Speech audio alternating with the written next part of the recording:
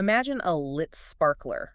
You know, the kind you might hold in your hand on the 4th of July. Right, the ones that throw off all those little sparks. Exactly. So that sparkler is burning at roughly 2,000 degrees Celsius, which is, frankly, absurdly, dangerously hot, yet a tiny spark pops off, hits your hand for a fraction of a second, and, well, you don't lose a finger. You barely even notice it. Yeah, you just brush it off. Wow. But if you were to jump into a bath filled with water at 1,000 degrees Celsius, which is half the temperature of that sparkler, it would be instantly disastrously lethal. Why is that?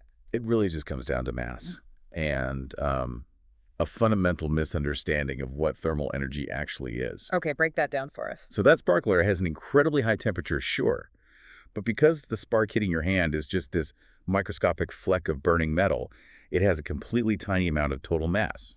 Therefore, its total heat content is practically zero.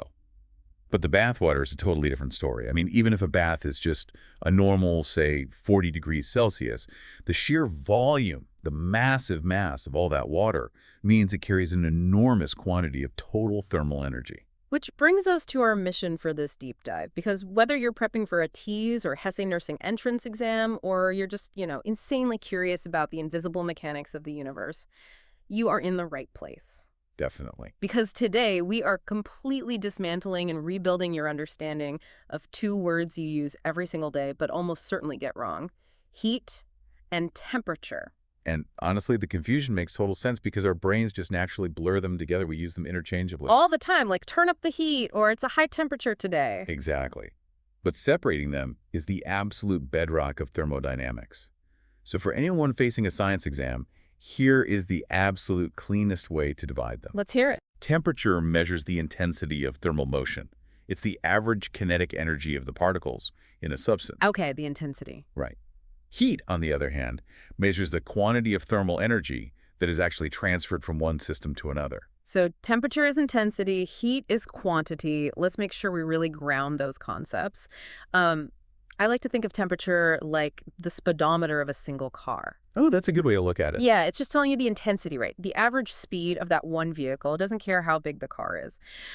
But heat is like the total weight of a massive traffic jam crashing into a wall. It's the quantity, the total mass and energy combined. Yeah, exactly. So like a tiny thimble of boiling water and a massive bathtub of boiling water both have the exact same speedometer reading, right? 100 degrees Celsius. But vastly different crashing weights. The bathtub just has way more heat to transfer. That analogy perfectly captures the difference between what physicists call intensive and extensive property. Intensive and extensive. Okay. Right, so temperature is an intensive property, meaning the speedometer reading doesn't change just because you have more water. Right. Boiling is boiling. Exactly. A drop from that boiling thimble and a bucket from the boiling bathtub, they have the exact same average molecular motion. Their molecules are vibrating and colliding at the same average speed. Okay, so that's intensive. What about extensive? Heat is an extensive property. It extends, it scales up. If you double the amount of hot water in that bathtub, you literally double the heat you can deliver to whatever falls into it, even if the temperature hasn't changed by a single degree. Okay, that makes sense on paper. But if the difference is this clear-cut, why do our own bodies constantly lie to us about it? What do you mean? Well, I know that if I leave a metal doorknob and a wooden block sitting in the exact same room all day, and I touch them, they absolutely do not feel like they have the same temperature. The metal feels way colder. Oh, right. The grand illusion. So they're sitting in the same room, which means they are in thermal equilibrium with the air around them. Meaning they're the same temperature? They have the exact same average kinetic energy, yes. They are the same temperature. Yeah. But here's the catch-ner. Our skin doesn't have a built-in thermometer. Wait, it doesn't? No, not really. Our skin operates essentially as a heat flow sensor. You aren't feeling temperature at all. You are feeling the transfer of heat. Whoa. So the metal feels colder because it's doing something different to my hand than the wood is doing. Precisely. Metal has a much higher thermal conductivity than wood. Yeah. When you touch that metal doorknob, it acts like a thermal thief, basically. Right. It rapidly pulls thermal energy out of your skin and into its own structure. Because it conducts heat so well. Right. Wood is an insulator. It conducts heat poorly, so it pulls energy away from your skin very slowly. And your brain interprets that rapid loss of energy to the metal as the sensation we call cold. That is wild, Yeah. which honestly opens up a whole other linguistic trap because we talk all the time about, letting the cold in if a window is open or feeling the cold seep into our Yeah, bones. that language is everywhere. But cold doesn't actually exist as a physical substance or an active force. It doesn't. Not in physics, no. Cold is merely the absence of thermal energy. It's a subjective sensation, not a physical metric. Okay, so when I open a window in January, This ties right into the second law of thermodynamics. Heat only ever flows from objects with a higher temperature to objects with a lower temperature, never the reverse on its own. ought to told, always. Always. So when you open a window in winter, you aren't letting the cold in, you're letting the heat out. The Ah. fast-moving particles in your living room are colliding with the slower-moving particles of the winter air, and they're transferring their kinetic energy outwards until everything reaches equilibrium. Okay, so if this kinetic mechanism is so foundational to how the universe operates, how did we get it so twisted? I mean, did early scientists just not understand molecular motion? Actually, molecular motion wasn't even part of the scientific vocabulary for a very long time. For roughly a century, some of the greatest scientific minds on the planet operated under an entirely incorrect paradigm. Really? What did they think was happening? Well, they believed human intuition was essentially correct.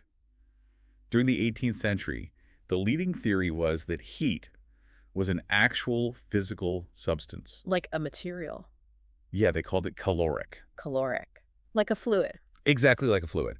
An invisible, weightless fluid that flowed from hot bodies to cold bodies, sort of mimicking how water flows downhill. Wow. Yeah, they visualized temperature as simply the concentration of this caloric fluid in any given object. I mean, it sounds a little absurd now, but why did brilliant minds, people who were doing complex chemistry, buy into a phantom fluid? Because it elegantly explained the phenomena they were observing at the time. Take thermal expansion, for example. Okay, like when things get hot, they get bigger. Right. When you heat up a piece of metal, it physically expands. Under the caloric theory, that made perfect sense.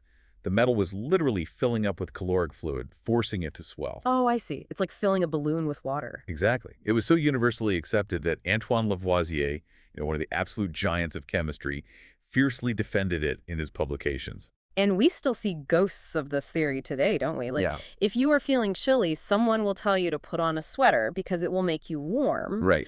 which kind of implies the sweater is injecting you with heat fluid. It's a linguistic fossil we just can't quite shake. A sweater or a thick blanket possesses no internal heat source. It cannot generate warmth. Because it's not plugged in. Right. It acts purely as a thermal insulator. It's just trapping a layer of air and slowing down the rate at which your body's own metabolic heat escapes into the room. You are warming the blanket isn't warming you. Perfectly said. So what was the turning point? How did we go from believing in invisible caloric fluid to understanding that heat is just energy in motion? Well, the first major blow to the caloric theory happened in 1798. A man named Benjamin Thompson, also known as Count Rumford, was overseeing a military arsenal in Munich. Okay, munitions. Yeah, and picture the scene. He's got these massive draft horses walking in circles, turning enormous heavy metal drills to bore out the centers of solid brass cannons. Sounds loud and hot. Extremely hot. Rumford noticed that the sheer friction of the metal drill grinding endlessly against the brass cannon generated a staggering amount of heat. And if heat was a physical fluid trapped inside that brass, eventually the metal should run out of it, right? Like it would drain empty. That was his exact realization. As long as the horses kept turning the drill, the metal kept getting blisteringly hot. The heat was virtually infinite. Oh, wow. Therefore, it could not be a finite physical substance hidden inside the cannon. It had to be directly related to the motion. The mechanical work of the horses was literally creating the heat. So the motion was the heat. Yes, but scientific paradigms die hard, and it took another 40 years to prove it mathematically. Wait, how do you mathematically prove that motion creates heat? In the 1840s, an English physicist named James Prescott Joule set up this brilliantly simple, totally isolated experiment. The joule, like the unit of energy. The very same. He took an insulated barrel of water and placed a paddle wheel inside it. And this paddle wheel was attached by a pulley to a heavy weight suspended on the outside. When he let the weight drop, it spun the paddle wheel, aggressively churning the water. So no Bunsen burners, no hot plates, just dropping a weight to spin a paddle. Pure mechanical friction. And the water got hotter. That's amazing. Because the setup was meticulously measured, Joule could calculate exactly how much mechanical work was done by the falling weight and compare it to the exact rise in the water's temperature. And they matched up. Perfectly. He proved that a very specific, repeatable amount of mechanical work always produced the exact same rise in temperature. He demonstrated that mechanical work and heat are interchangeable forms of the same thing, energy. So motion and heat are the same currency. Exactly. This became known as the mechanical equivalent of heat, which forms the basis of the first law of thermodynamics. Okay, so while Joule and Rumford were redefining what heat actually was, how were we tracking temperature itself? Did we have reliable speedometers for these molecules yet? The tools kind of evolved alongside the theory. Galileo tinkered with a rudimentary thermoscope back in 1593, using water in a glass tube. Right. Then Daniel Gabriel Fahrenheit gave us the first truly reliable mercury thermometer in 1714, establishing his own scale. Anders Celsius followed in 1742 with a scale based neatly on the freezing and boiling points of water. So we had the scales done pretty early. We did. But the ultimate philosophical leap happened in 1848, courtesy of William Thomson, better known as Lord Kelvin. Ah, Kelvin. So if temperature is just measuring the speed of molecular motion, Kelvin figured out that there must be a floor, right? Like a speed limit, but in reverse. Exactly. He reasoned that if things get colder as they slow down, there has to be an absolute minimum, a point where the molecules simply stop vibrating entirely. Zero motion. Right. He calculated this absolute zero to be roughly negative 273.15 degrees Celsius.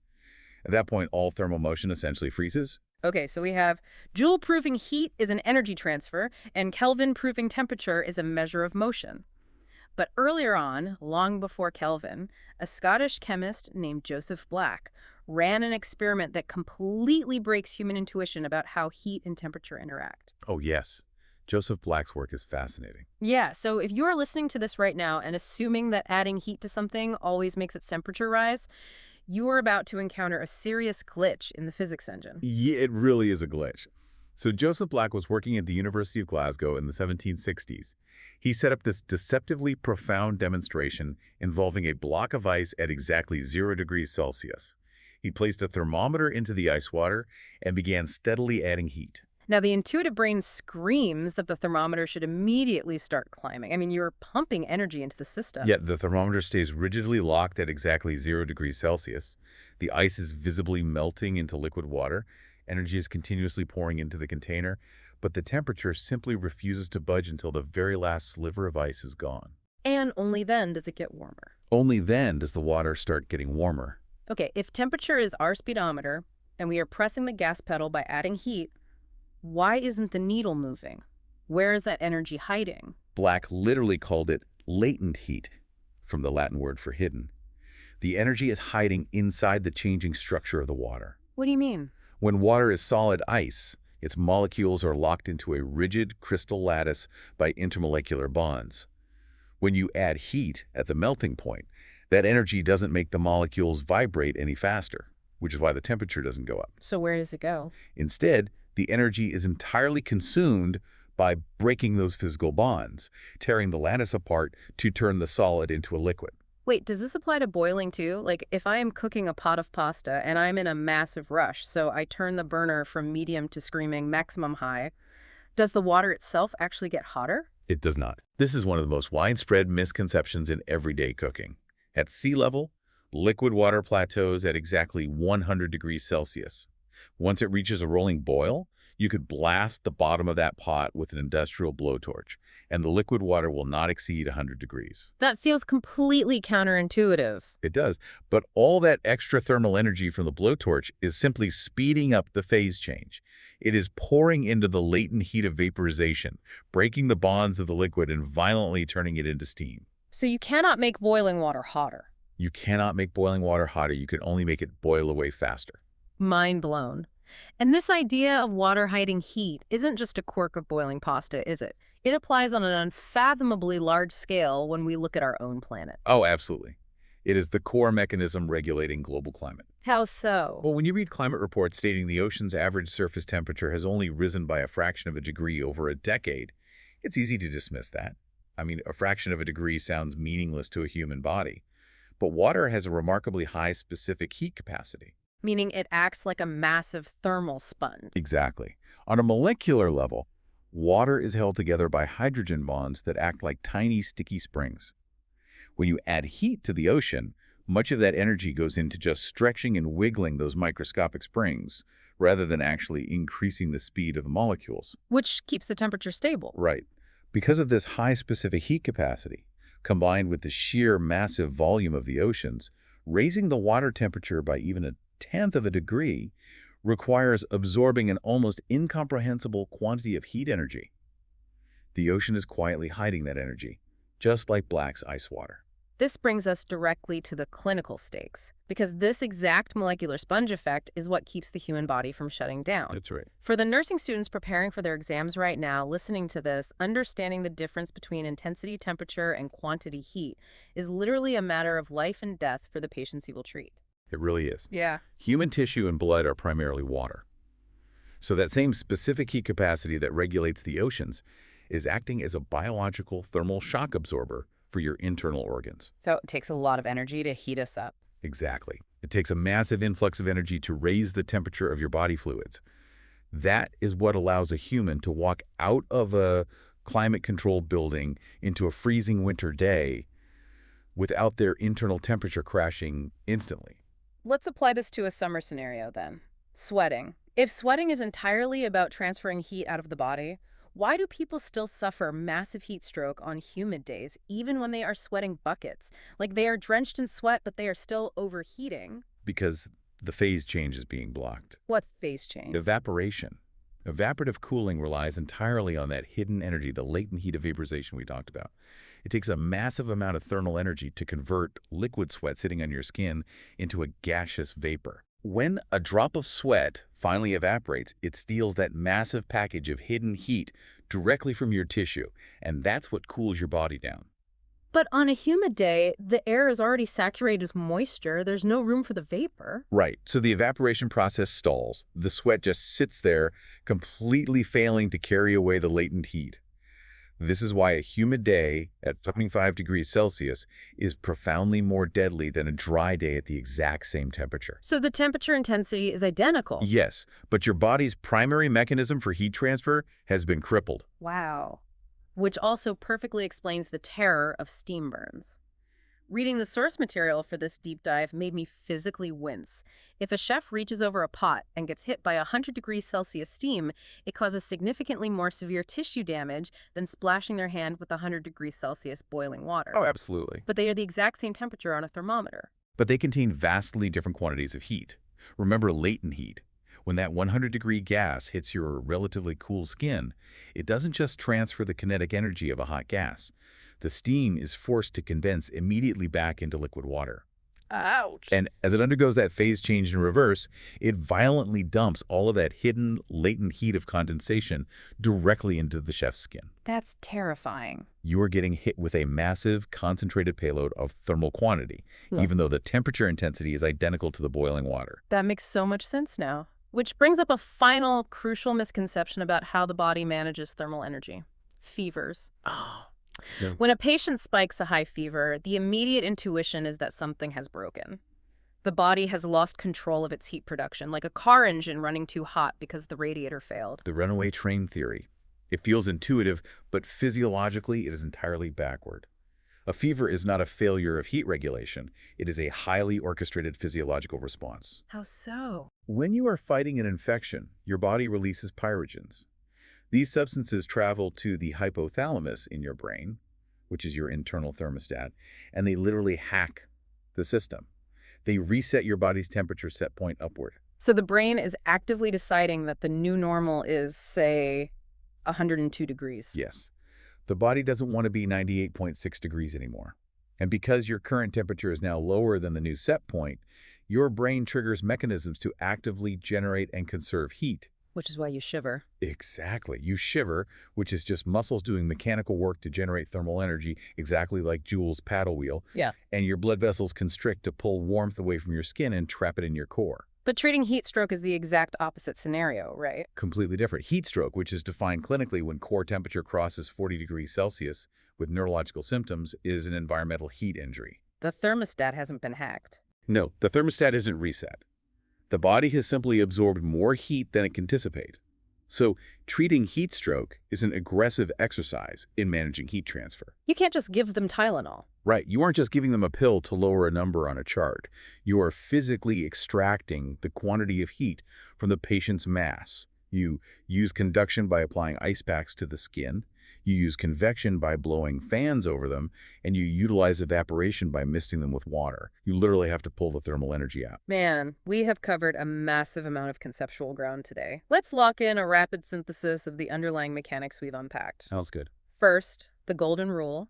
Temperature is intensity, the speedometer of the particles. Heat is quantity, the total crashing weight of the energy transferred. Second, heat only ever flows from hot to cold, never the reverse. Third, during phase changes like melting ice or boiling water, the temperature stays entirely flat while latent heat is absorbed purely to break molecular bonds. And fourth, a tiny, extremely hot object like a sparkler can contain practically zero heat compared to a massive, moderately warm object like a bathtub. Yes. Finally, your own senses constantly lie to you. That metal doorknob doesn't feel cold because it has a lower temperature. It feels cold because its high thermal conductivity is rapidly stealing kinetic energy from your hand.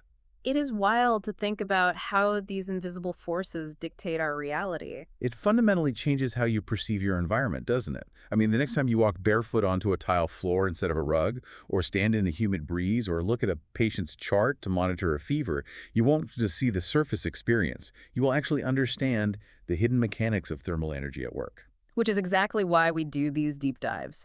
But before we wrap up, I want to leave you with one final provocative thought to mull over, building directly on the physics we just dismantled. Let's hear it. We established that Lord Kelvin realized there is an absolute zero, a theoretical minimum floor, where molecular kinetic energy basically stops. But if temperature is just a measure of how fast particles are moving, is there an absolute maximum? That's a good one. Right. Is there a theoretical temperature limit, an absolute hot, where particles simply cannot vibrate or fly any faster without completely breaking the fundamental laws of physics? Something for you to mull over until our next deep dive.